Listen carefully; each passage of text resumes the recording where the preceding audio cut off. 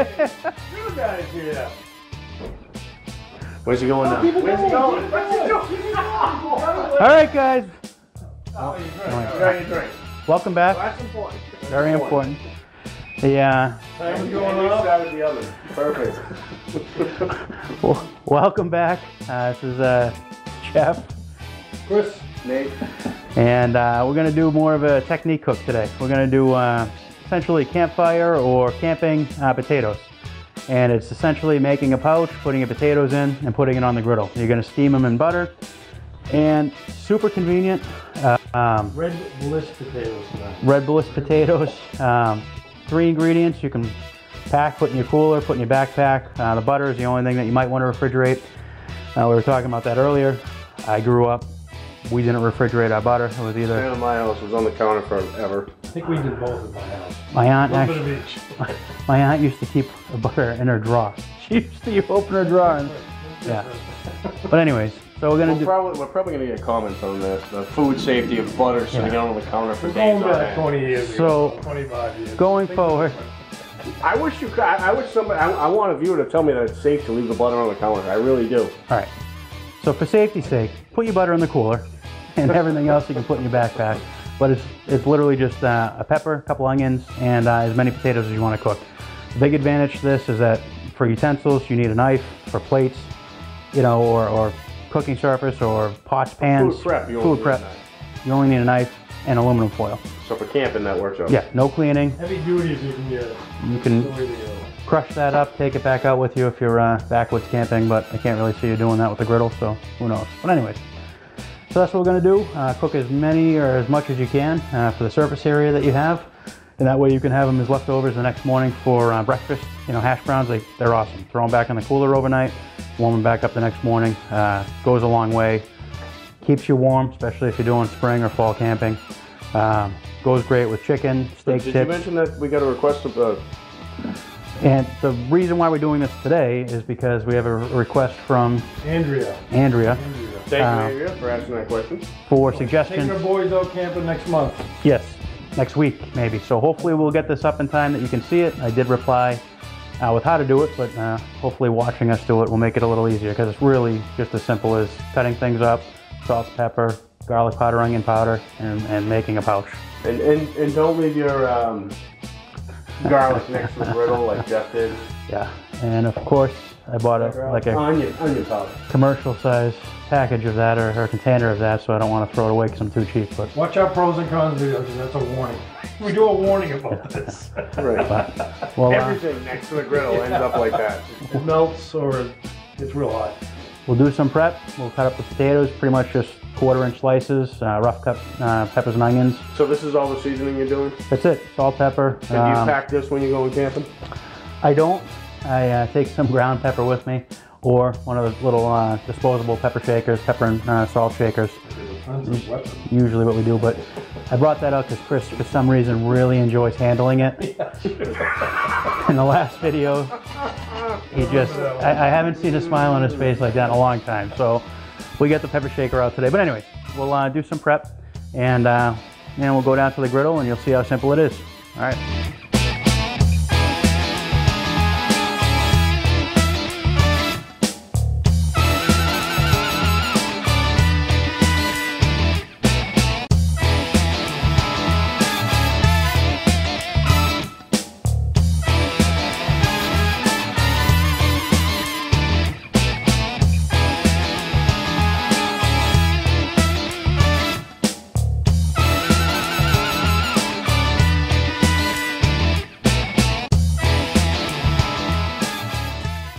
Alright guys, well, Nate and Chris are taking a break.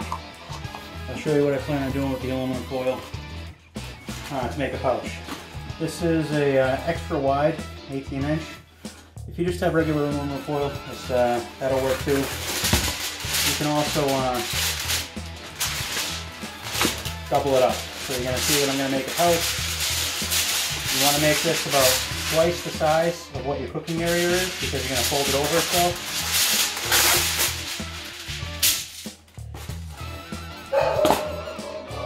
You want it to be pretty well sealed, because it's going to be steaming, so you don't want the steam getting out. You also don't want the butter getting out. If you're cooking this on an open fire or on coals, better yet, or if you're cooking this on a grill, obviously steaming butter is pretty hot and flammable. But anyways, so what we're going to do is just spread these all out so that way we get a nice coating of seasoning on them.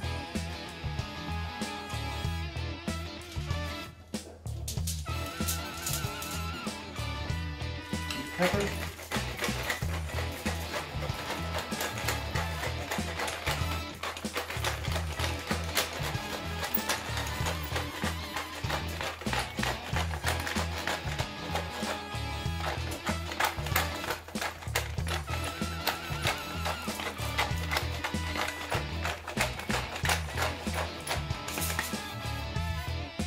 I got my melted onion powder.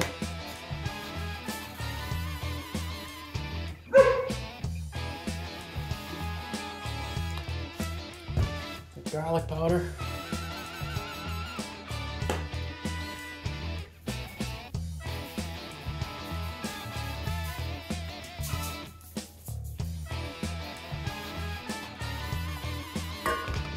I like using Jane's Crazy salt, but you can use anything as far as salt, regular salt.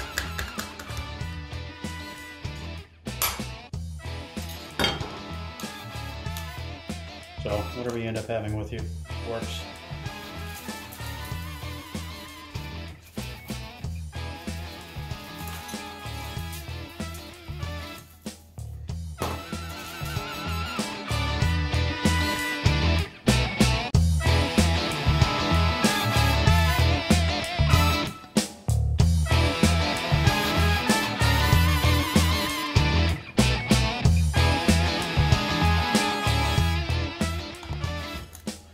So now we got them seasoned on both sides.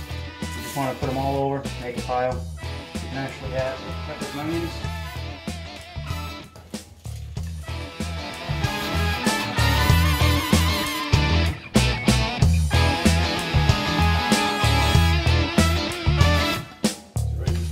Right in there. For this amount of potatoes, we're going to go with a lot of butter. Probably 2 to 3 sticks. But we're just going to cut it up into slabs. Kind of push it down into there. You want to have your potatoes kind of pushed in from the edges because we're going to do like a triple fold on the edges to seal it in. So, do you ever do this without heavy duty You foil? could just do that, or you could slice it. No, I just put it down to be sliced. This is for you to slice. Oh, thanks. To be sliced. No, but seriously, do you ever do this without heavy duty foil, or do you always use heavy duty? When I don't have heavy duty foil, which is most of the time, I just happen to find this at the store I was at. You just want to double wrap it. So you'll see it's going to make a pouch, but then you can wrap it the opposite way to make a second pouch. You want to keep the butter on top so it all goes down, or you want to put some down underneath? We're going to flip halfway through it. So yes, okay. It's all going to melt anyways, but you want to get some down there because most people don't have Pam out in the woods. So that's why I'm kind of showing you what it's going to look like without pre-spraying the aluminum foil. So when you take this pouch and open it, you'll see that a lot of the potatoes on the bottom, both sides, stuck to it. Yeah. But as you fold it off and peel it off, you'll see it's got like a nice brown, dark color. And again, you know, that's the biggest thing that most people actually... Those are the better tasting ones, the caramelized ones. Right. The other ones are like steamed, so you get a lot of good flavor and stuff with those actually. So I've never done this on the griddle. I've done it on the grill. Yeah. And the grill, I know what you're talking about, like it's all black and crusted in the bottom. Yeah. I think in the griddle with the control, a little bit more of a barrier in the controlled heat, it's going to be a little bit different, or does it turn out to be about the same? About the same. The biggest difference is if you go with if you go over coals, it cooks quicker. There's a lot more direct heat, obviously. You want to be flipping it more, you know, instead of just flipping it once. Cooking in the campfire. Campfire, you know, on the coals and the campfire. If you push the wood aside after you have a good fire going for a couple hours, and just put it right on the coals. Again, double wrap, triple wrap. You know, that's the biggest thing to do as far as just to make sure that you don't get punctured. But yes, it does cook quicker, and you have to flip it more often, so that way it's... Let me ask you this. If you're cooking on coals, have you ever like... Just 2 sticks. That was 2.6, yeah. Do you want a third? Oh, no. Do you ever, This is about 8, Chris? actually more about 5 pounds of potatoes. So it's a good amount of potatoes. When you're doing them on the coals, have you ever like popped it open to see if they're done and then closed it back up, or is it just you got to do this whole thing blind? It's all or nothing, blind. All or nothing. And no matter what, they're going to be cooked enough because you're not going to seal it back up after you pop it open. On the griddle, because we're doing more of a time and we have more of a controlled cook, it's something that after we flip it, you'll see that this turns into like a big bag almost. It actually inflates. Oh, really? Yeah, so after you cook it, or after it inflates and then you flip it, towards the end, you can cut a slice into it to release some of the steam, and you can take a peek in. The only thing is that you can't flip it again at that point. Because right, because all the butter will run out and light on fire. And, well, on a campfire lit on fire. On the griddle, it'll just sizzle on the griddle. And as I mentioned before, it seems like a lot of butter, but when you're done with this, you'll see that there'll still be a pool of butter on the bottom. It's just more or less for the steaming effect. Which so all it's those, still a lot of butter, but it's... So all the comments we get about how much butter we use, since the butter stays on the foil, we're going to call these diet potatoes. Low fat. Don't bother commenting that we use too much butter. I have a question because I know some of the viewers are going to ask. They're going to think the same thing that I'm thinking right now. Why aren't you putting any cheese over this? Do you ever put cheese? Have you tried sprinkling with cheese a little bit? I think that's just your question. That's I think my you question. just love I think viewers are going to... I think viewers are going to be cheese with makes me. everything better. Well, you already got the butter. I've done this for about 15 years now, as far as an adult. Does not need 10 cheese. to 15 years. Hey, but remember, he's camping too. If he brings cheese, he's got to keep the cheese, You're the first person to ask for cheese. Really? Yeah. Well, so, But it really is just something that I've done wrap the this same up. thing for years. And all right, so we're gonna, as you can see, we moved it over halfway. We're just gonna fold this over, bring it over, and meet it up. And then we're gonna pull it down. And like I said, you're gonna fold once on the edges, and then you're gonna do a second fold halfway. Push it down, seal it, and then you're gonna do a third fold. Chris, you might want to do a third on that. yeah. And you just want to make sure it's pinched off.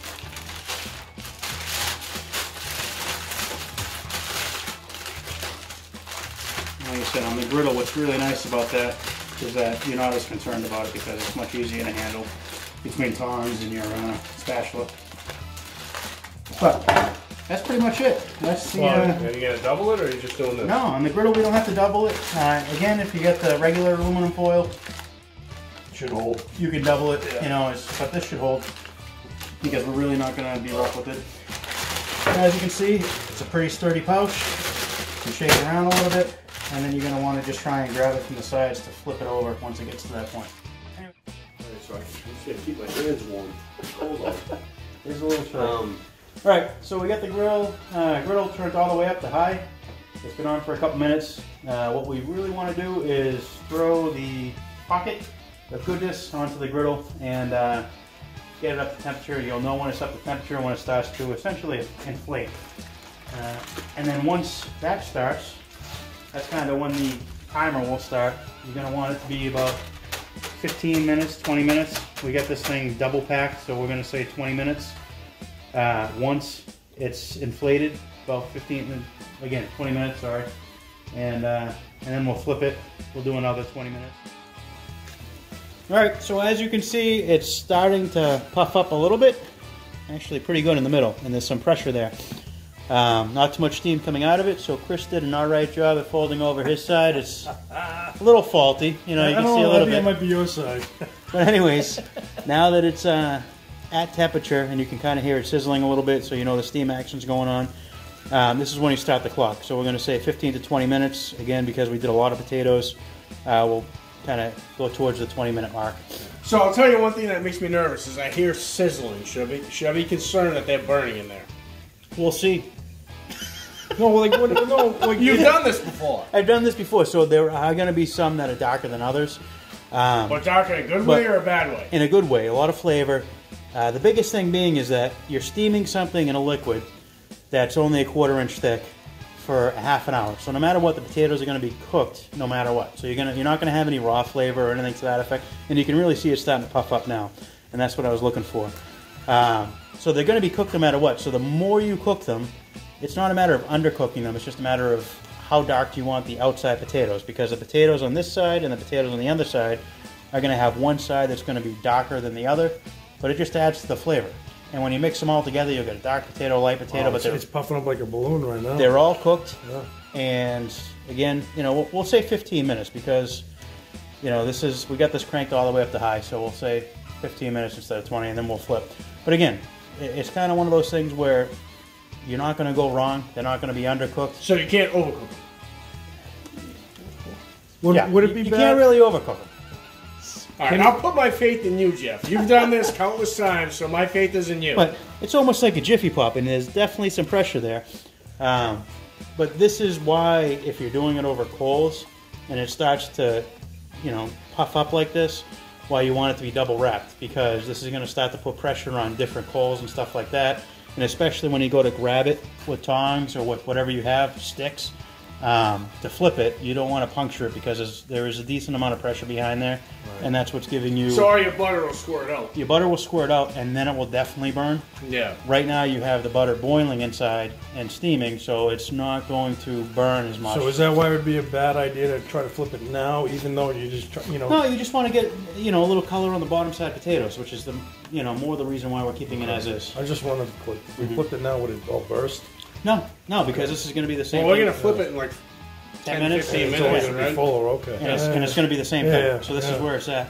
And then once it does look a lot like Jiffy Pop. Oh yeah. This works for popcorn too. Once you get towards the end, you know, and flip it, and then you wait like 10-15 minutes, you can cut open into the bag, obviously being careful, and you can take a peek.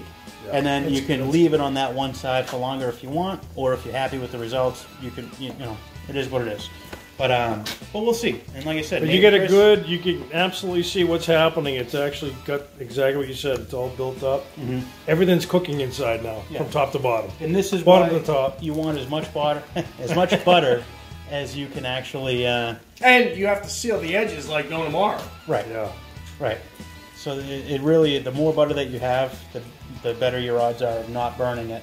Right. And that way, it gets more of a flavor versus a burn. But anyways, we'll flip this in a couple minutes. We'll go from there. All right. So this has been inflated or at temperature for about 15 minutes now. I was originally thinking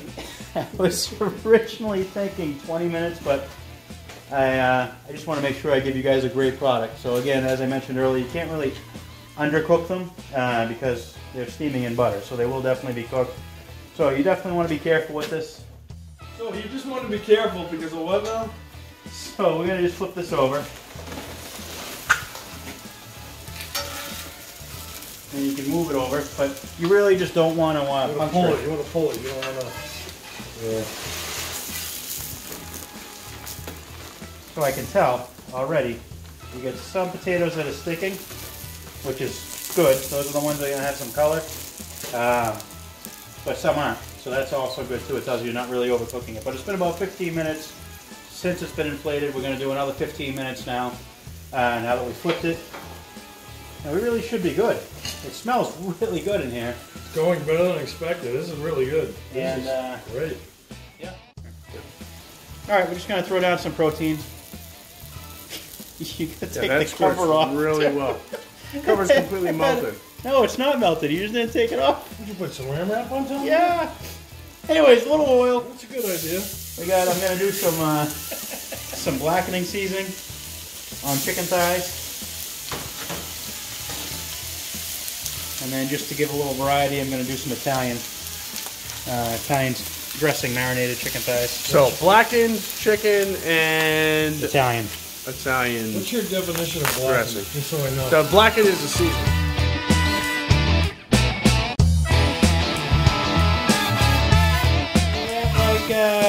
Right around 20 minutes. I left this on for a little bit longer while we were cooking the chicken.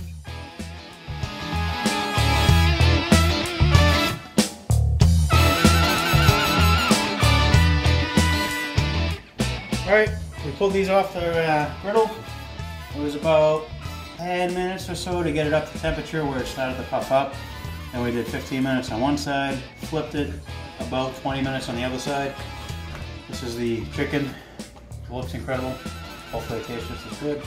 But we'll cut this open and we'll see what the potatoes look like. And again, carefully, because there is steam in here. These are still pretty hot.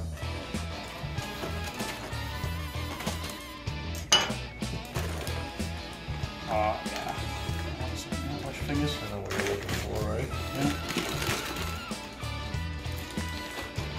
So those are the ones that were on the bottom earlier, right? Yeah, those are the ones that are on the bottom. We flipped them.